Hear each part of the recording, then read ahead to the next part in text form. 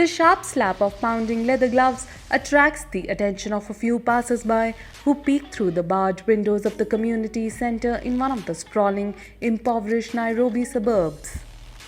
Inside the rundown building in Kariobangi North, it's almost entirely women and girls, all training under the watchful eye of boxing coach Alfred Analo Anjere, founder of BoxGirls Kenya. In 14 years, more than 3,000 girls and women have taken up the sport at the center, where a faded picture of the cartoon character Asterix wielding boxing gloves adorns the decrepit walls. All started out for the same reason, wanting to defend themselves in the gritty neighborhoods, which are harsh worlds where poverty prevails and it is survival of the fittest. One day when I was going for jogging around Buruburu area, because we used to train in SOS around Buruburu area, a man just came from nowhere and slapped me. So I wanted to go back to the gym, get the skills and get revenge. I chose to do boxing because at first when I said that I was curious. So once you step in this thing, it's hard, I won't lie, it's hard. But as much as you keep on keeping on, you find yourself, it's just going through your veins and you keep on loving it more and more and more every day.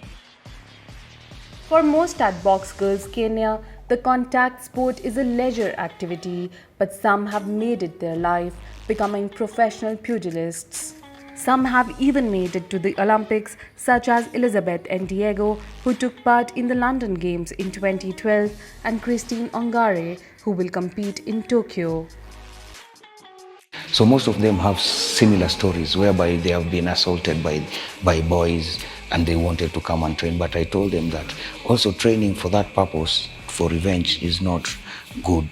You have to train for a purpose. And if you train, even if they know that you're training, then you'll be safe because nobody will want to mess with you. They'll just keep off you.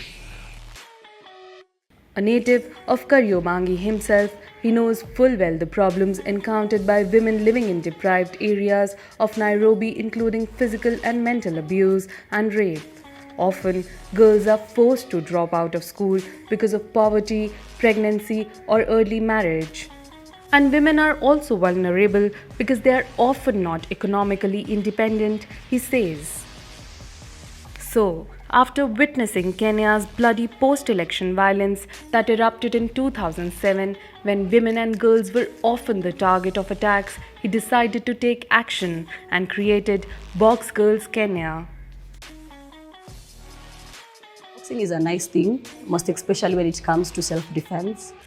The major neighboring communities that we have are also marginalized as the one we are coming from. So you find a lady growing in that particular place without the self-defense, it's a little bit challenging because a lot of people have a negativity maybe based on how they view the girl, maybe as a sex object. Anytime they see them, all they think is about becoming perpetrator to them. So I think it's a nice thing.